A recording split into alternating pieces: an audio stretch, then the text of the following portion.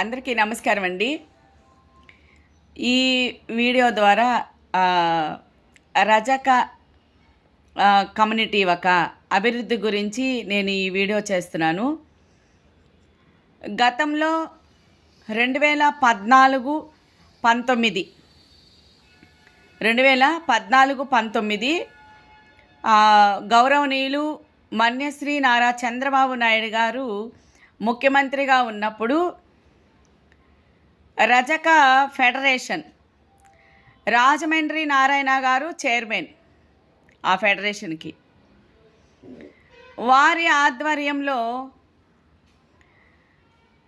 అప్పట్లో ధోబీఘాట్లకి 5,40,000 నుంచి 10 లక్షల వరకు బడ్జెట్ నిధులు కూడా ధోబీఘాట్లకి ఇవ్వడం జరిగింది. నూతన ధోబీఘాట్లకి 5,40,000 ఉన్న ఆ బిల్లుని 10 లక్షల వరకు ఇవ్వడం జరిగింది.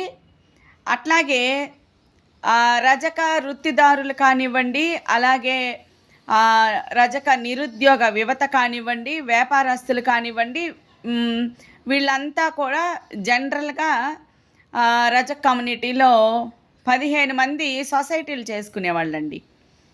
15 మంది సొసైటీలు చేసుకుంటే వాళ్ళకి 2014-16 నుంచి 15 లక్షలు ఇచ్చారు గ్రూప్కి. 7.5 లక్షల సబ్సిడీ ఇచ్చారు.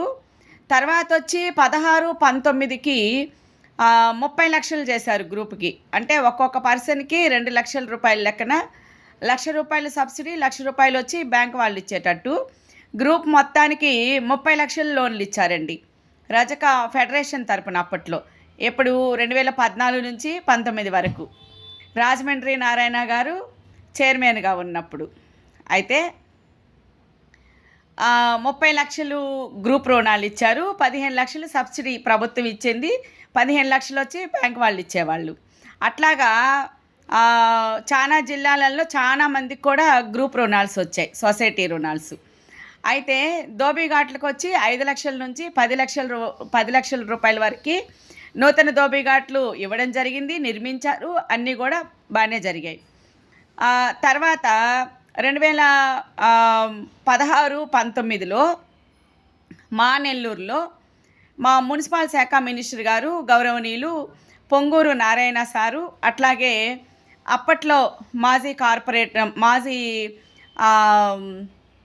కార్పొరేషన్ మేయర్ గారు గౌరవనీయులు అబ్దుల్ అజీజ్ అన్న గారు కార్పొరేషన్ బడ్జెట్లో 2 కోట్లు శాంక్షన్ చేసి మోడ్రన్ ధోబీఘాట్లకు కూడా శ్రీకారం చుట్టారు. అదే ఫస్ట్ రాష్ట్రంలో మొట్టమొదటిగా అబ్దుల్ అజీజ్ గారు నారాయణ సార్ ఆధ్వర్యంలో 2 కోట్లు. అప్పుడు మాకేం పదవులు లేవు, ఏమి లేవు, మామూలుగా మేము జనరల్గా చేస్తూ ఉన్నాము. అయితే మేము చెప్పిన కొన్ని విషయాలని వాళ్ళు దృష్టిలోకి తీసుకొని మా ఒక అభివృద్ధి ఇలా ఉండాలి సార్, మాకు నూతన ధోబీఘాట్లు కావాలి, మిషనరీ ద్వారా మా యువత చేయగలుగుతారు, ముసలోళ్ళలాగా పాత రోజుల్లో ఇప్పుడు వెళ్ళి మాన్యువల్ ధోబీఘాట్లు గుంటల్లో చెరువుల్లో ఆ నీళ్లు చాలా ఇబ్బందికరంగా అట్లా ఉన్నాయి కాబట్టి మాకు మిషనరీ ఇవ్వండి అని చెప్పినప్పుడు వాళ్ళు ఆ మాటల్ని తీసుకొని నెల్లూరు కార్పొరేషన్ బడ్జెట్లో 2 కోట్లు కూడా శాంక్షన్ చేయడం జరిగింది. మాకు 4 పాయింట్లు ఇచ్చారండి. నెల్లూరులో 4 పాయింట్లు ఇచ్చారు. ఏది మిషనరీ ధోబీఘాట్లకి శంకుస్థాపన జరిగింది, కట్టుబడులు జరిగాయి, షెల్టర్ దాకా వచ్చింది. తర్వాత 2019లో వైసీపీ పార్టీ అధికారంలోకి రావడం జరిగింది. ఆ పార్టీ వచ్చిన 5 సంవత్సరాలు ఎటువంటి అభివృద్ధి లేదు, మొత్తం 0 నిల్లు. అయితే 2014-19లోనే అంత మంచి అభివృద్ధి తెలుగుదేశం పార్టీ అధికారంలో ఉన్నప్పుడు వస్తే, మరి ఈరోజు 2024 కూటమి ప్రభుత్వంలో ఎంతోమంది తెలుగుదేశం పార్టీ సీనియర్ నాయకులు 30 సంవత్సరాల నుంచి 25 సంవత్సరాల నుంచి 10 సంవత్సరాల నుంచి 15 సంవత్సరాల నుంచి పనిచేసిన తెలుగుదేశం పార్టీని అంటిపెట్టుకొని ఆ తెలుగుదేశం పార్టీ అధికారంలోకి వస్తే మా అందరికి కూడా చాలా అభివృద్ధి ఉంటుందని చెప్పని ఎంతో ఆశలతో ఎన్నో కోరికలతో మన అన్నదమ్ములు కానీ వీళ్ళందరూ కూడా తెలుగుదేశం పార్టీలో పనిచేయడం జరిగింది. అయితే కూటమి ప్రభుత్వం 2024లో రావడం వల్ల తెలుగుదేశం పార్టీలో ఇన్ని సంవత్సరాలు కష్టపడి పనిచేసిన వాళ్ళందరి త్యాగం, ఇది అక్షర సత్యం అండి, ఎవ్వరు అవునన్నా కాదన్నా, తెలుగుదేశం పార్టీలో కష్టపడి పనిచేసిన వారందరి సీనియర్ నాయకులందరి త్యాగ ఫలితమే, వాళ్ళు త్యాగం చేశారు కాబట్టి కూటమి ప్రభుత్వానికి సంబంధించిన బీజేపీ పార్టీకి సంబంధించి చైర్మన్గా మన అక్కగారు గౌరవనీయులు సావిత్రి మేడం గారు చైర్మన్గా రావడం జరిగారు రజక్ కార్పొరేషన్కి. చాలా సంతోషం, మేమందరం కూడా సంతోషపడుతున్నాం. కానీ ఈరోజు అదే పాత బడ్జెట్ని చెప్తున్నారు. ఏదైతే గతంలో ఇచ్చారో బడ్జెట్టు 5,40,000 నుంచి 10 లక్షల వరకు సొసైటీ రుణాలు, ఇవన్నీ కూడా గతంలో తీసుకున్నవే, గతంలో జరిగినవే, గతంలో అమలైనవే. మరి ఇప్పుడు ఏం అమలు చేశారు? ఇప్పుడు ఎంత బడ్జెట్ పెంచగలిగారు? ఎంత బడ్జెట్ ఇచ్చారు? మనం ఇంకొకటి ఏమంటున్నానంటే, నేను మీటింగులు పెట్టినప్పుడు దూర ప్రాంతాల నుంచి మన నాయకులు, మన వాళ్ళందరూ, మన కార్యకర్తలు, వీళ్ళందరూ కూడా ఎంతో ఆసక్తిగా వస్తారు. మీ మీద గౌరవంతో మీరు పిలిచారని ఒక ఆత్మీయతో వచ్చినప్పుడు, ఎందుకు చెప్తున్నానంటే, చంద్రబాబు నాయుడు గారు మన ముఖ్యమంత్రి గారే వేదిక మీదకి వెళ్ళినప్పుడు ముందు ప్రజల్ని మాట్లాడమంటారు, అక్కడ ఇబ్బందులతో వచ్చిన కార్యకర్తల్ని మాట్లాడమంటారు, వాళ్ళ యొక్క పరిస్థితులు ఎలా ఉన్నాయి చెప్పమంటారు. అవన్నీ తెలుసుకొని తర్వాత వాళ్ళు నిర్ణయాలు తీసుకుంటారు. అంటే ముఖ్యమంత్రి గారే మీటింగ్కి వచ్చిన వాళ్ళని, కొంతమందిని వాళ్ళ ఊర్లో పరిస్థితులు, వాళ్ళ ఊర్లో ఉండే సమస్యలు, వాళ్ళకి జరుగుతున్న ఇబ్బందులు, ఇవన్నీ కూడా తెలుసుకుంటారు. కానీ ఇక్కడ ఏం జరుగుతుందంటే, మన రజక కార్పొరేషన్ నుంచి ఏం జరుగుతుందంటే, మీటింగులకు వస్తే ఎవరిని మాట్లాడనివ్వరు, ఎవరి దగ్గర ఏ సమస్యలు అడిగి తెలుసుకోరు, ఇవన్నీ మాకు సంబంధం లేదు, ఇవన్నీ మాకు అంత టైం లేదు అని చెప్తున్నారని చాలామంది కూడా నాతో మాట్లాడడం కూడా జరిగింది. ఇది కరెక్ట్ కాదు. ఎందుకంటే ఈరోజు ప్రభుత్వాన్ని కష్టకాలంలో గెలిపించుకున్న వాళ్ళు ఉన్నారు మన వాళ్ళు.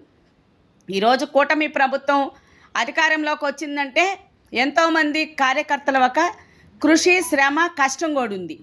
కాబట్టి ఎన్నో ఆశలతో, ఎన్నో ఆలోచనలతో, ఎన్నో సమస్యలతో ఆ మీటింగులకు వస్తారు. ఖచ్చితంగా మాట్లాడించాలి, ఆ మీటింగ్లో మాట్లాడించాలి. మీ ఊరు సమస్యలు ఏంటి, మీ సమస్యలు ఏంటి, మీ అభివృద్ధి ఏంటి, మీకు ఏం కావాలి, మేము మీటింగులు పెట్టాం కదా, మా ద్వారా మేము కూటమి ప్రభుత్వానికి తెలియజేస్తాము అని చెప్పనే అనే విధానం అక్కడ ఉండాలి. అట్లా కాకుండా వాళ్ళ ఊకదంపుళ్ళు, వాళ్ళ ఉపన్యాసాలు, వాళ్ళ ఒక ఉనికిని చాటుకునే దానికి మీటింగులు పెట్టినప్పుడు దూర ప్రాంతాల నుంచి దయచేసి ఎవరిని పిలవద్దు. ఎందుకంటే అందరూ పేద ప్రజలు కాబట్టి వీళ్ళ కోసం ఆ ఊర్లో ఉన్న వాళ్ళందరూ డబ్బులు వేసుకొని ఖర్చు పెట్టుకొని మీటింగులు చేయాలి, మీటింగులకు ఖర్చు పెట్టాలి, దూర ప్రాంతాల నుంచి ఛార్జీలు పెట్టుకోవాలి, రావాలి. ఎంత అగసాట్లు పడుతున్నారో, మంచినీళ్ళు లేక, తిండి లేక, వసతులు లేక ఎంత ఇబ్బంది పడి వస్తున్నారు. దేనికి వస్తున్నారు? వాళ్ళ సమస్యలు తెలియపరుచుకునేదానికి, వాళ్ళ వాళ్ళ వాళ్ళ కడుపులో ఉన్న బాధలు చెప్పడానికి. మనకున్నది కార్పొరేషన్. అందుకే ప్రజల నుంచి వసూలు చేసి ఈ కార్పొరేషన్ పెద్దలకి జీతాలు ఇస్తున్నారు. వీళ్ళంతా ప్రజల సర్వెంట్లు, వీళ్ళు సర్వీస్ చేయడానికి వీళ్ళకి ఇచ్చింది పదవులు. అంతేకాని వీళ్ళ సొంత నిర్ణయాలు, సొంత ఆలోచనలు వ్యక్తపరచుకునేదానికైతే కాదు. ఇది పక్కా కరెక్ట్ నేను చెప్పేది. ఎవరినైనా అడిగి తెలుసుకోండి, ఏమైనా అనుకోండి. నేను వాస్తవమే మాట్లాడతా, ఉన్నదే చెప్తాను, ప్రజల వైపు నుంచి చెప్తాను. నా దృష్టిలోకి ఏ సమస్యలు అయితే వస్తాయో అవే నేను తెర మీదకి తీసుకొస్తాను. ఇవి అధికారుల దగ్గరికి తెలవాలి. ఇవన్నీ తెలుసుకుంటేనే కదా మార్పులు అనేది వస్తాయి. మరి